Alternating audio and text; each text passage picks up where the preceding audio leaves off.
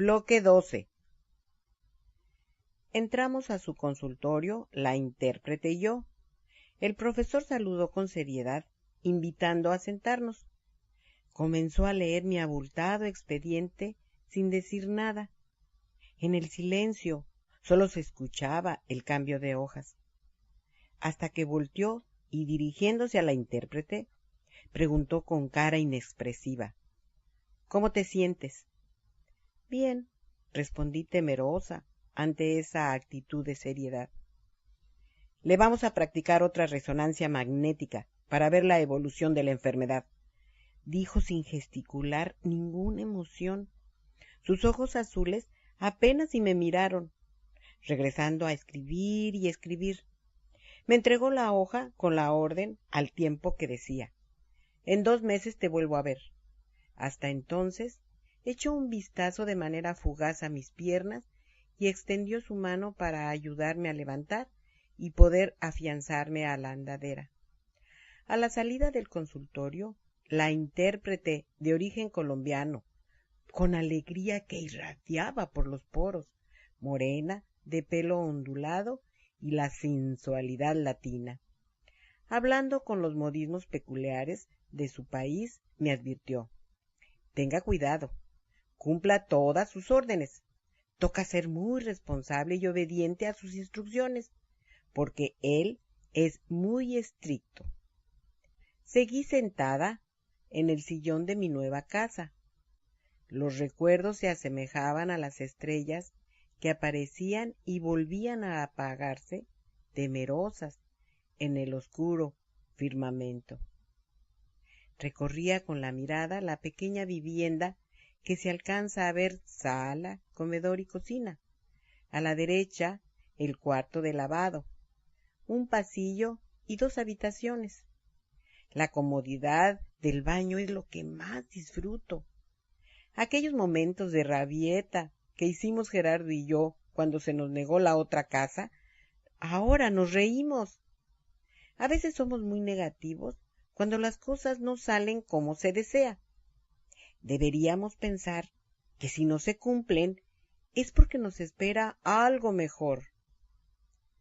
Mis elucubraciones me tenían con la vista hacia arriba, tratando de encontrar imperfecciones en la tersura del techo, deteniéndome en cada rincón de las paredes para anidar los planes, la adaptación, los retos.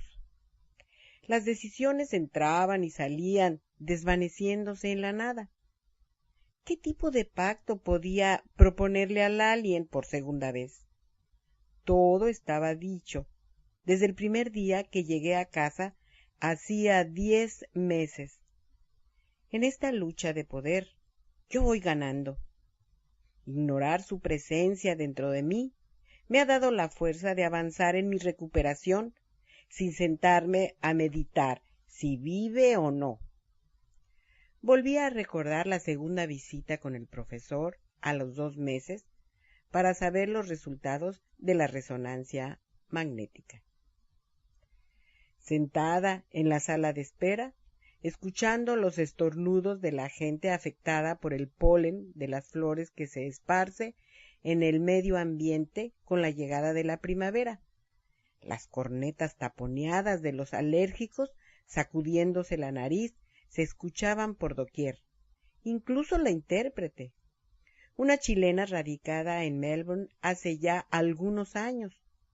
Aún no puede acostumbrarse a tener los ojos enrojecidos, llenos de lágrimas, y la nariz parecida a un tomate en cada entrada de la estación. Ansiaba entrar al consultorio para ver los resultados. Por un instante pensé que el alien agonizaba. El avance en 4 meses era mucho. Caminaba con bastón, el odiado carrito jubilado. Ahora era utilizado para otros oficios. Por ejemplo, cuando llegaba a casa en mi Megimóvil con las bolsas del supermercado, meterlas era simple. Las acomodaba sobre el carrito y caminando por la rampa, directo hasta la cocina. Otro uso era cuando lavaba. la cubeta con la ropa mojada sobre el asiento del carrito, y salía al patio a colgarla. También me servía para aspirar la alfombra sin necesidad de cargar el aparato, acomodar la despensa en su lugar transportando las cosas pesadas en la canastilla. Una infinidad de trabajos, menos salir apoyada en él para caminar. Salió el paciente del consultorio. Mi corazón latió apresurado de la emoción. Yo sabía que era mi turno. Los recuerdos se borraron cuando el ventarrón de la incertidumbre los barrió. Los minutos se me hacían horas, la vista al frente sin parpadear, hasta que por fin salió el profesor a pronunciar mi nombre con la seriedad que lo caracterizaba, dando media vuelta para regresar a su lugar. Ese microespacio donde se dictan buenas noticias o se pulverizan las esperanzas. Entré al consultorio orgullosa, caminando apoyada de mi bastón, dando pasos cortos para guardar la vertical. El profesor me miró por unos segundos y regresó a seguir leyendo el expediente. Nos sentamos la intérprete y yo en silencio, como si flotáramos, para no violar el aire de la confianza. Yo, esperando el veredicto, miraba al profesor, un hombre maduro, delgado, cara afilada, labios carnosos y ojos del color del cielo.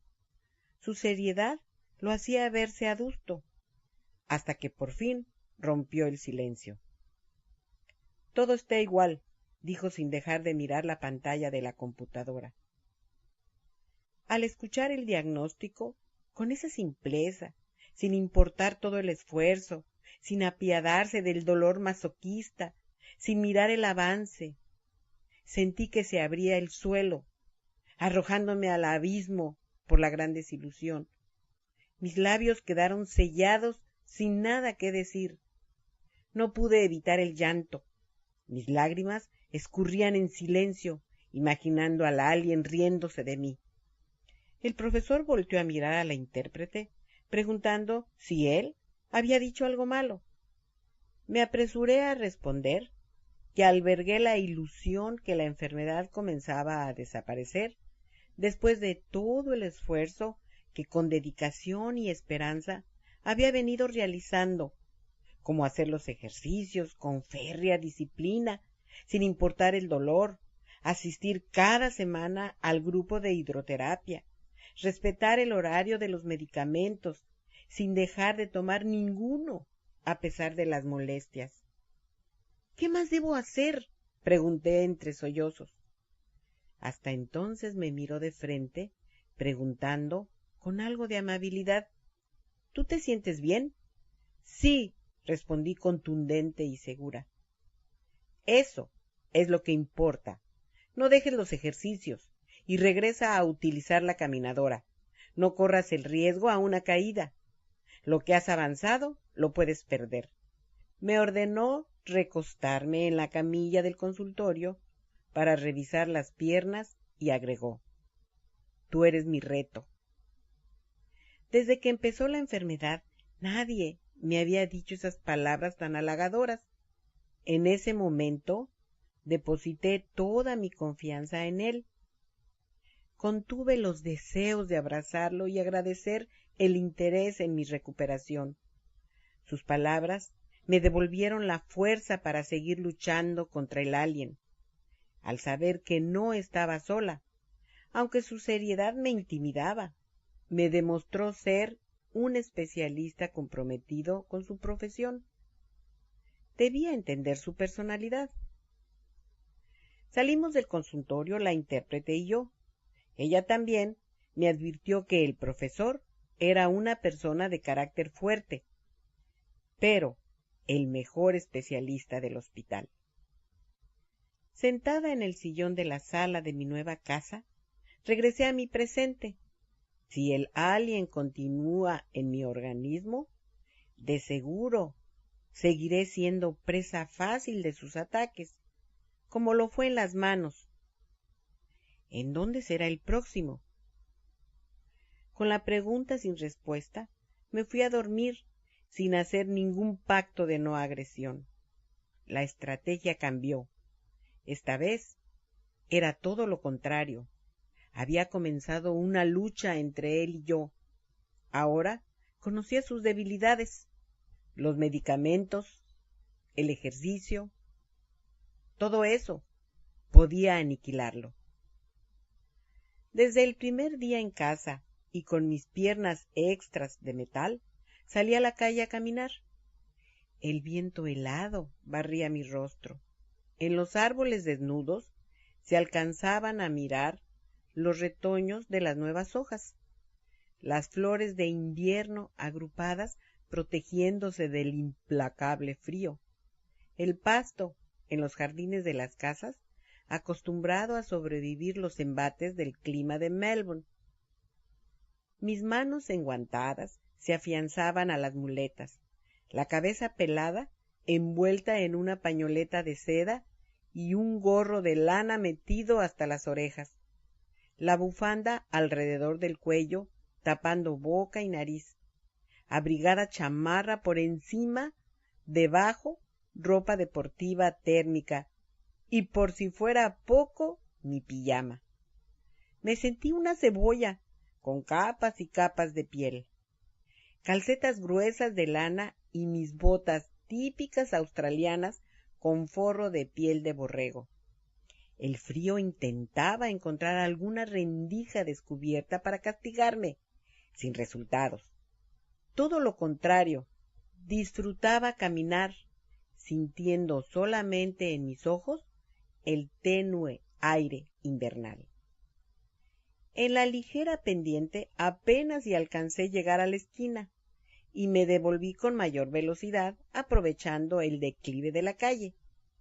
Me esperaba un día con mucha actividad, retomar los ejercicios de la hidroterapia con el nuevo grupo de Boronia y la entrevista en el centro de rehabilitación del Hospital Anglis para comenzar a ejercitar las manos. Los problemas eran varios. Se me dificultaba cerrar los puños. Llevarme la cuchara a la boca era complicado. La sopa la bebía en taza. Algunas veces la carne la comí con las manos porque no podía pincharla con el tenedor. Jamás acepté que Gerardo me diera de comer en la boca y yo solo abrirla. No quería sentirme más dependiente de lo que ya era. Algunas veces peleábamos por el mismo tema. Él me etiquetaba de insurrecta y necia. Yo le impugnaba de querer controlar mi vida con la excusa de ayudarme. Antes de la enfermedad, los dos respetábamos la independencia de cada quien. Ahora me siento en desventaja. Decide lo que debo hacer y lo que no. Él tiene el poder. A pesar de la recomendación del profesor para regresar a utilizar la andadera, yo me negué de manera rotunda y seguí usando el bastón. Viajaba en mi Megimóvil. Incluso un día me fui hasta el otro lado de la ciudad a visitar a mi amiga Jordi, mi compañera de hospital. Hoy, de nuevo surgió la discusión por el mismo tema. Trató de impedirme salir a la calle con las muletas, argumentando que era el primer día y yo no tenía la práctica suficiente para utilizarlas. Igual me fui a caminar. Regresé a casa para fumar la pipa de la paz con Gerardo, aceptando que me lleve a la piscina para la hidroterapia y al Hospital Anglis. El transcurrir de los días del calendario eran cruzados de color rojo hasta que se cubrió el mes. Al mirarlo, sentía que así era mi vida, tachando las cosas que iba dejando de hacer. No regresé a estudiar inglés, me conformé solo con los tutores una vez por semana. El segundo curso de escritura que planeaba quedó en el olvido. No salía a visitar amigas. La disciplina de estudiar nunca llegó. Mi vida no tenía ninguna variante. Giraba alrededor de fisioterapia, hidroterapia, los ensayos del coro y mis caminatas matutinas. La distancia había aumentado al lograr dar la vuelta al bloque de casas. Gerardo también salía a practicar el ejercicio. Él prefería utilizar las veredas diseñadas para caminar o correr, incluso para bicicletas, pequeños caminos que serpentean en medio del bosque y parques. Yo prefería mirar las casas y saludar a alguna que otra vecina que se encontraba preparando su jardín para la inminente primavera. Comencé a dar pasos con las muletas en el aire. Al sentir perder el balance, de inmediato me apoyaba. Continuaban las citas con el profesor. Fui perdiendo el miedo que sentía hacia él. Su trato era el mismo, parco en palabras. Al hablar, no se dirigía a mí sino a la intérprete. Yo justifiqué su actitud al no poder comunicarse conmigo. A pesar de ello, sentía que no debía defraudar su confianza. Yo significaba ese reto de las personas comprometidas con su trabajo, y para mí el desafío de ganar al alien. Había aprendido a viajar en el tren con las muletas. La ventaja de estar ensartadas a mis brazos, podía soltarme de ellas y utilizar mis manos. Debía presentarme a la cita con el profesor.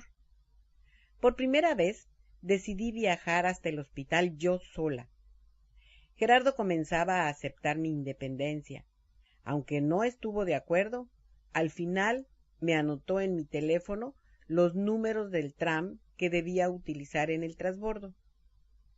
Las veces que habíamos ido al hospital, intentábamos buscar a la doctora Olivia sin resultados. Vivo agradecida porque ella tomó de inmediato la decisión de internarme cuando yo de verdad ya no deseaba vivir por el dolor en mis piernas. Fue un horrendo mes que pasé en posición fetal sin poder moverme. Trato de no recordarlo porque sigue abriendo la herida al sentir la certidumbre que al no ejercitar los músculos, el daño fue más de lo que pudo haber sido si hubiera recibido la atención a tiempo. El hubiera no existe. Quería regalarle a la doctora un libro de mi historia, al menos para que ella estuviera al tanto de mi paso por el centro de rehabilitación. Antes de salir, guardé en mi mochila una copia de mi libro en inglés, con la esperanza de encontrarla esta vez. Pero el destino me preparaba otro encuentro. Gerardo me llevó a la estación del tren, dándome las últimas recomendaciones de no utilizar las escaleras, sino los elevadores, caminar despacio y no en medio de los tumultos de gente que viaja por las mañanas para dirigirse a su trabajo. Te pueden empujar y tú rodar por el suelo. No te preocupes, te prometo caminar por las orillas y no correr riesgos. Nos dimos el beso de despedida y salí del auto. Entré a la plataforma y caminé hasta el final para subirme al primer vagón, el especial para deshabilitados. Me senté en los descansos techados a esperar la llegada del tren. El grafiti en las paredes y el rayado de los vidrios me hacía preguntar el porqué de esa actitud de algunos jóvenes. ¿Desde cuándo comenzó esta manera de protestar? ¿O es una forma de desafiar la autoridad? ¿O de mostrar una valentía absurda entre los amigos? ¿O simple por ociosidad? Melbourne es una ciudad de una limpieza extraordinaria, un buen mantenimiento de parques y jardines, pero el problema de vandalismo va en aumento. Las pandillas de jóvenes de diferentes culturas, incluyendo a los australianos, por lo regular se reúnen los fines de semana a beber sin control y hacer desmanes como garabatear las paredes y el pulcro transporte público. La voz amplificada informando la llegada del tren me sacó de mis cavilaciones. A lo lejos se miraba la potente luz y el silbato identificador anunciando la entrada a la plataforma. La gente se alineó en una gran valla y el largo vehículo se estacionó frente a los pasajeros. Las puertas se abrieron y en segundos se llenaron los vagones. Yo entré directo a los asientos especiales. El del frente estaba plegado y el otro lo ocupaba un hombre con una cara de enojo y los ojos hacia el piso. Apenas lo miré y me dirigí al que se encontraba vacío. Me quedé unos segundos detenida del tubo, solo para decidir a dónde debía recargar las muletas, para no rodar por el suelo, cuando escuché una voz golpeada diciendo en inglés: ¿Necesitas una mano? Giré la cabeza y miré al hombre con la cara de pocos amigos esperando mi respuesta. Yo podía hacer sola la maniobra. Es fácil desdoblar el asiento, pero aprendí a dar el placer de ayudar y respondí con una sonrisa: Sí, por favor. El hombre se paró con brusquedad, bajó el asiento. Enseguida me tomó de la mano con suavidad, me ayudó a sentarme, me sacó las muletas de los brazos y las acomodó cerca de mí. Descolgó la maleta de mi espalda para que yo quedara sentada de manera correcta.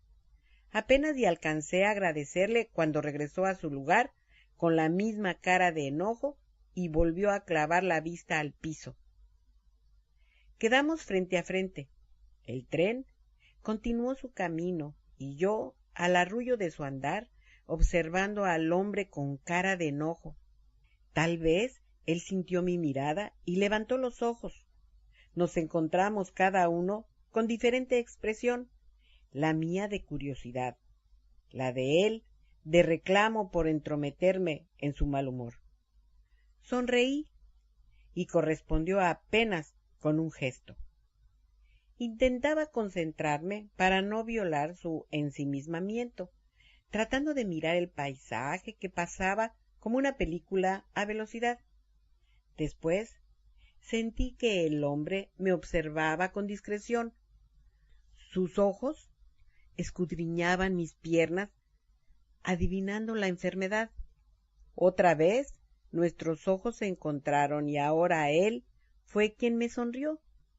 El vaivén del tren movía los cuerpos como intentando sacudir las malas vibras de los pasajeros. La expresión amarga del hombre se fue desvaneciendo, transformándose en una cara de interrogación. Volvió a mirar el piso de manera pensativa. Mi afición a crear historias inspiradas en los rostros de las gentes emergió. Imaginé que el hombre se sentía frustrado, triste, enojado con la vida, pero al ayudarme comprobó ser útil, que su existir aún puede ser fuente de alivio y bienestar a sus semejantes, que todavía puede dar más. Tal vez él miró hacia atrás, valoró su salud y recapacitó sobre sus aflicciones. Se bajó del tren primero que yo, pero antes de salir se despidió diciendo: «Buena suerte», con voz suave, acompañada de una sonrisa y un movimiento de mano. Yo respondí: «A ti también, gracias», en un inglés con acento hispano. El resplandor de la fraternidad envolvía su enjuto cuerpo. El día ahora sería diferente. Seguí viajando, sintiendo una energía positiva y meditando. Las personas con limitantes podemos dar felicidad, despertar sentimientos de solidaridad, de compasión, en este mundo apresurado que convierte a los habitantes en insensibles y ajenos al sufrimiento del alrededor. Me levanté para salir del tren. La retroalimentación que nos dimos el hombre desconocido y yo la irradiaba por los poros. Al intentar ensartar mis muletas a los brazos, una mujer detuvo mi cuerpo para protegerme del movimiento del tren, ayudándome a colocar mi maleta a la espalda. Cuando me dirigía hacia la puerta, un joven accionó el botón para abrirla. Las personas que esperaban traspasar el vagón me abrieron un camino para que yo pudiera salir sin ningún obstáculo. Seguí caminando hacia el elevador. Uno de los policías que estaban parados en los andenes cuidando el orden caminó a la par conmigo hasta que llegué al elevador y él accionó el botón.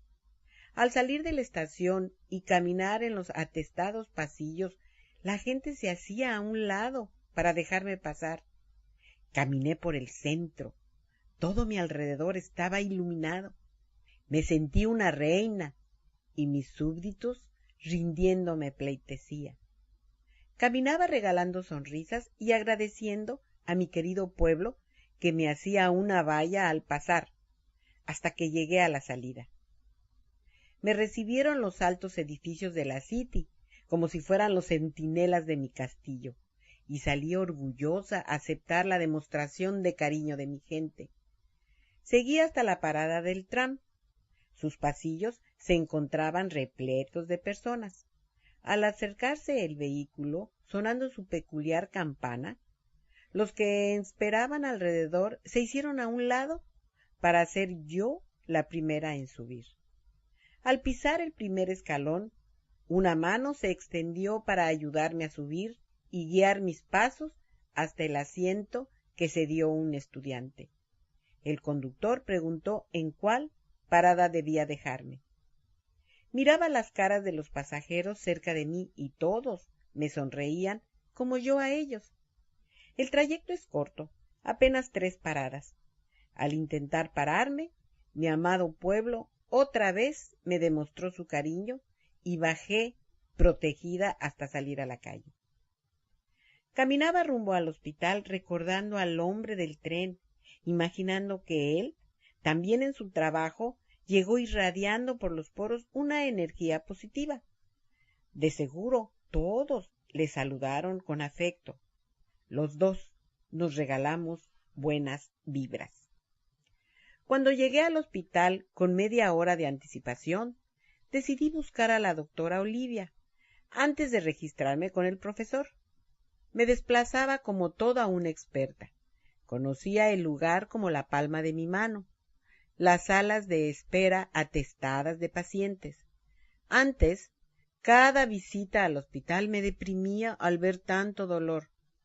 Este día era diferente.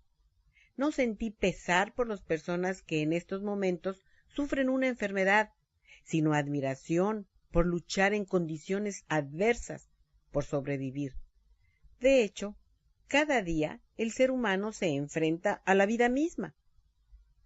Al entrar a la sección donde atiende la doctora, vi su consultorio cerrado. Me alegré porque significaba que ella estaba atendiendo paciente. Definitivo, pensé, cuando se está de manera positiva, todas las cosas salen bien. Me senté en la silla a esperar cuando salga a llamar a la siguiente consulta. Necesité utilizar mi teléfono inteligente para estructurar una dedicatoria sencilla que transmita todo mi agradecimiento. Revisaba las palabras en inglés que no tuvieran faltas de ortografía. La diversidad de idiomas, razas y vestuarios se apreciaba en las personas que esperábamos. Túnicas, saris, mezclillas, poliéster, lanas, así como la variedad de tonalidades de piel y color de ojos. De pronto, la puerta del consultorio se abrió y salió el paciente. Esperé unos minutos ansiosos, mirando el reloj de mi teléfono para calcular el tiempo que me quedaba. Habían pasado 10 minutos desde mi llegada. Puedo esperar un poco más, pensé. La puerta seguía abierta y nadie salía. Inquieta por el implacable transcurrir del tiempo, miraba con fijeza el consultorio sin resultados. Después de unos angustiantes minutos, decidí pararme y caminar para encontrarme con ella. Sería breve, el tiempo suficiente para escribir la dedicatoria y entregarle mi libro. Me asomé temerosa, practicando en mi memoria las palabras en inglés que debía decir por la interrupción. Me sobresalté al comprobar que no era ella, sino un hombre que escribía. Me avergoncé e intenté dar media vuelta para retirarme. Al sentir mi presencia, el médico volteó y la sorpresa que me llevé me dejó sin aliento. Era el doctor del proyecto. Nunca imaginé toparme con él en este lugar. Había decidido no volver a verlo, siguiendo las recomendaciones del psicólogo. Algunas veces imaginé mi reacción si por casualidad algún día me lo encontrara. ¿Le reprocharía el ignorarme? ¿Lo culparía de todo lo que me ha pasado? ¿Le echaría en cara haber sido yo un conejillo de Indias? Hola, me dijo con su sonrisa de siempre, señalando la silla, y pasé a sentarme. Es un doctor joven, de hablar pausado y bajo volumen. Cuando me inscribí al proyecto y tuve la primera entrevista con él, sentí que entre los dos nació una simpatía mutua. Recuerdo que yo le hablé con confianza y él, con paciencia, se daba el tiempo para entender mi inglés. Su coordinadora, una mujer quizás de mi edad, con ella la identificación fue muy estrecha. Incluso nos saludábamos de beso y en ocasiones llegamos a hablar de la familia. Gerardo también la saludaba de la misma manera. El impacto hizo que mi mente se cerrara al idioma inglés. A pesar de ello, no sentí deseos de reclamar nada. Siempre he pensado que no fue su culpa, que mi organismo sufrió la reacción a un medicamento. Pero en tiempo de crisis quería encontrar un culpable. A veces cuestionaba el por qué nunca me envió un mensaje dándome apoyo moral. Me vigiló la diabetes cerca de 2 años. Conoce a la perfección mi historial médico y tal vez algo de mi personalidad. ¿Ya te sientes mejor?, preguntó así de simple, como si yo hubiera salido de un resfriado.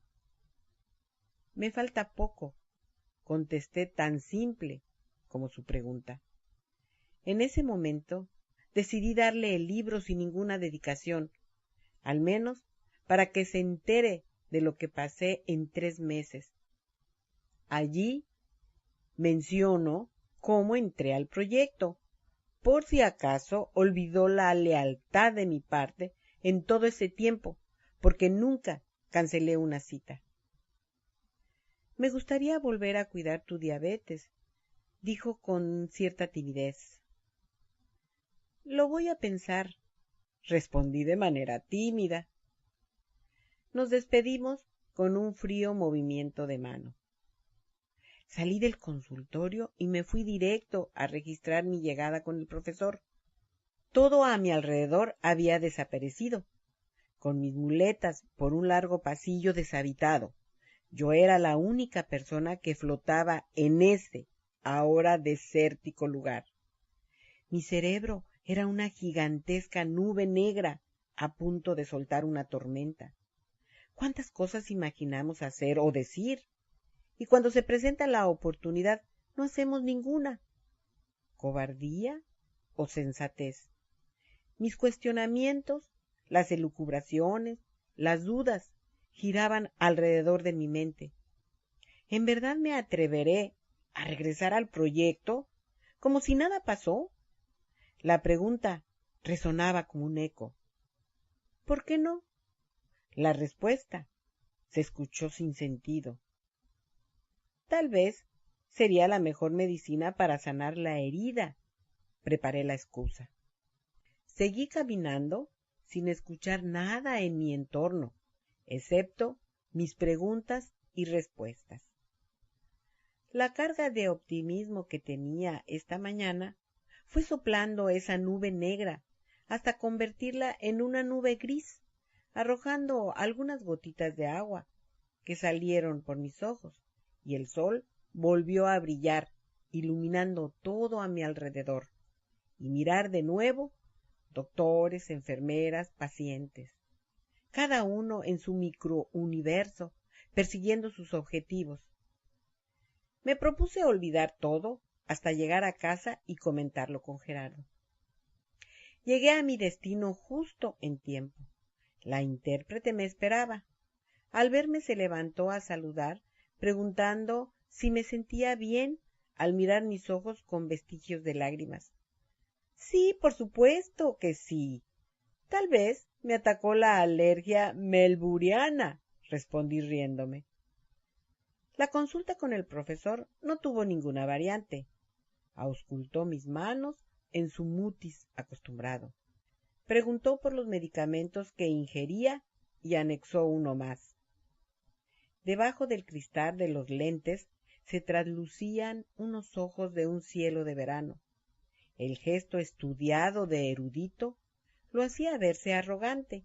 No obstante, el miedo que sentía hacia su persona se fue diluyendo en cada entrevista, transformándose en respeto a su jerarquía y conocimientos.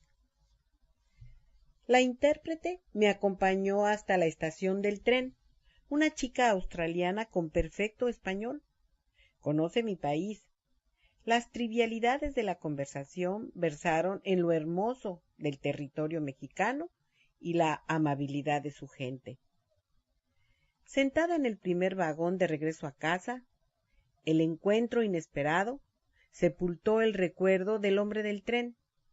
La imagen del culpable de todo esto había quedado adherida en mi memoria.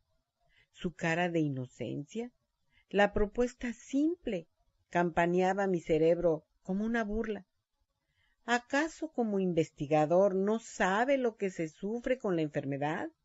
Me pregunté, con la cabeza apoyada en el vidrio de la ventanilla del tren y mis manos deteniendo las muletas, las interrogantes continuaban. Los músculos atrapados impiden caminar por el dolor agónico que se siente. ¿Eso no lo importó? Miraba sin mirar. Afuera, la naturaleza apenas era una mancha verde que pasaba a velocidad ante mis ojos. Me lastimaba su indiferencia médica a mi sufrimiento físico y su desdén ante los escombros del naufragio de todo lo que perdí. Él conserva su importante trabajo. Yo perdí lo poco que había comenzado.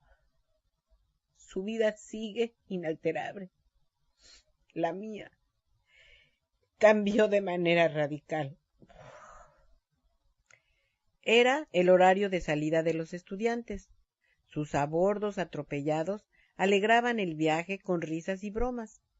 Otros, enganchados a su teléfono. Algunos comiendo la variedad de chatarra que se vende en las máquinas de las estaciones.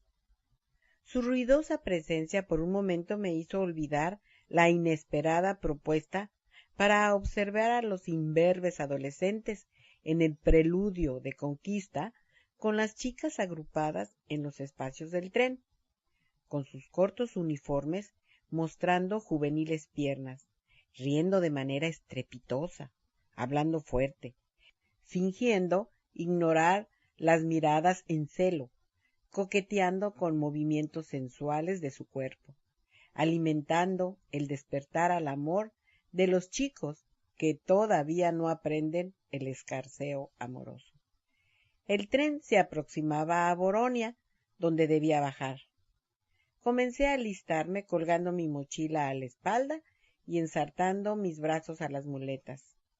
Aún no tenía suficiente práctica de levantarme con ellas puestas. Al primer intento y trastabillar un poco, 2 personas se abalanzaron a detenerme, preguntando si me encontraba bien. Respondí que sí, con una risa franca. Aclaré que era un aprendiz en este nuevo estilo de caminar. El más joven decidió escoltarme hasta la salida del tren, donde me esperaba Gerardo, que recibió la estafeta. ¿Cómo te fue?, preguntó descolgando la mochila de mi espalda. No sé por dónde empezar, le dije. En definitiva, mi vida es una aventura, y más excitante, cuando viajo en tren. Hasta entonces recordé al hombre que me ayudó por la mañana.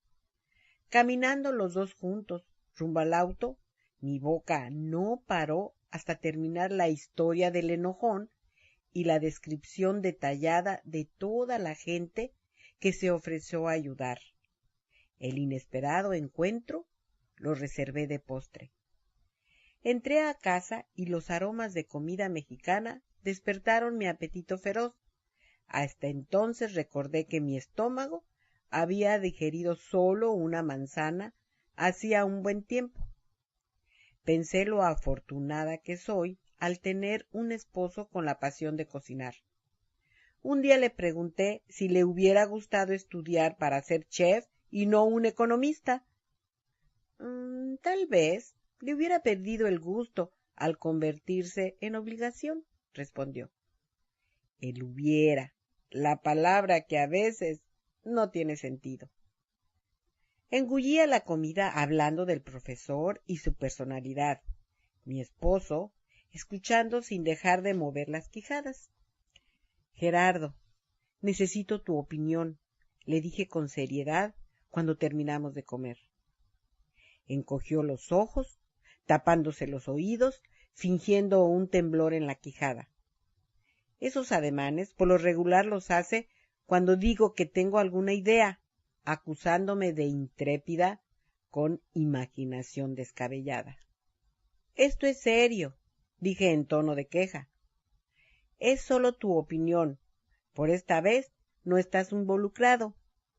Guardó silencio y regresó a la postura de seriedad. Por la mañana me topé con el doctor del proyecto. ¿Dónde? Preguntó extrañado. Estaba dando consulta en el hospital. Yo intenté buscar a la doctora Olivia y allí estaba. Quedamos frente a frente. Pero él atiende en otro hospital donde pertenece el proyecto. De inmediato agregó. Me asustas, Meggy. Espero que tu cordura y educación evitara insultos o algo peor, dijo mirándome a los ojos de manera inquisitiva. Fue tan sorpresivo que no supe qué decir. Me preguntó por mi salud como un trámite y después se ofreció a continuar vigilándome mi diabetes. Apenas atiné a responder que lo iba a pensar. Meggy, no sé por qué sientes ese rencor hacia él. Nunca has dudado de su ética. Me lastimó su indiferencia, como si yo fuera un espécimen más en sus investigaciones, con la fría conclusión. Si falló, se desecha. En cambio, el doctor del centro de rehabilitación me visitó en el hospital solo para darme apoyo moral, en tan solo 2 meses de conocerme. El profesor, aun con su seriedad, dijo que yo era su reto. Demostró interés. Y él, que desencadenó todo, aunque de manera involuntaria, le importó un comino mi salud. No seas injusta. Recuerda que cuando ingresaste al centro de rehabilitación te visitó, con una intérprete para aclarar malos entendidos. No todas las personas son expresivas como tú. Además, el día de la presentación de tu libro dijiste que si él asistía al evento, le darías un fuerte abrazo y un beso para agradecerle la oportunidad de cambiar tu vida, de escribir tu historia, de conocer otro tipo de gente. Y lo mejor, conocer el mundo de las personas con habilidades diferentes. Quedé en pausa. Gerardo tenía razón. Este cambio forzoso de vida modificó mi manera de pensar. En la balanza, las cosas buenas la inclinan. Mañana le voy a mandar un mensaje diciendo que acepto continuar con él, dije con humildad, y creo que será la mejor medicina para cerrar la herida. Nos fuimos directo al televisor para ver las noticias. Comenzaban las campañas políticas. El circo mediático era de 3 pistas: las descalificaciones, los logros, el político que se fue por una supuesta ineptitud y regresaba como el salvador del país, las zancadillas de la media manipulando la opinión, la lucha del poder, las entrevistas de los personajes de la política con mensajes proselitistas y promesas escritas en el aire. Y de seguro, los poderosos en un palco VIP mirando a los involucrados como si estuvieran en un partido de tenis, divirtiéndose ver brincar la pelota de un lado al otro, cruzando dedos para que gane el que ayudará a seguir incrementando sus arcas. Es la primera vez que nos toca vivir un proceso político, y debo reconocer que no hay tanto derroche de publicidad impresa como en mi país, que en cada poste de luz cuelgan grandes fotografías de los candidatos con la apariencia de tener 10 años menos de la edad y tan retocados como artistas de telenovelas. En un mismo sitio, sin respeto, se empalman las pancartas de los diferentes partidos, que por cierto son muchos, para mostrar a los atractivos contendientes. Al acercarse las elecciones, inundan las calles de banderines con el logo del partido. El gasto innecesario de dinero en un país pobre es un insulto al pueblo mexicano. En este país, la democracia se cumple respetando la decisión del ciudadano. El fraude electoral es imposible. El voto es obligatorio. Es un deber cívico. Quien no lo ejerza se hace acreedor a una multa. La lucha por el poder y sus artimañas para lograrlo se usan en todo el mundo. Aquí no es la excepción. Las actitudes de los políticos son iguales en cualquier parte. Me pregunto, ¿qué pasaría si el mundo fuera gobernado por mujeres y ellas vieran a su pueblo como sus hijos que protegen y no se atreven a enviarlos a morir en una guerra? Que se preocupen por su educación, que les brinden oportunidades por igual. Quedé unos segundos pensando y enseguida me respondí. Varias mujeres ya gobernaron. Quizá la más famosa fue a la que llamaron la mujer de hierro, y ella mandó a sus jóvenes a una guerra.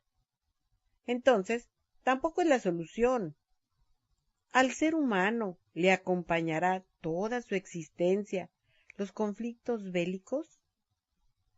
Con mis preguntas sin respuesta, decidí irme a dormir y tal vez soñar en el lado bueno de las gentes, como el hombre del tren.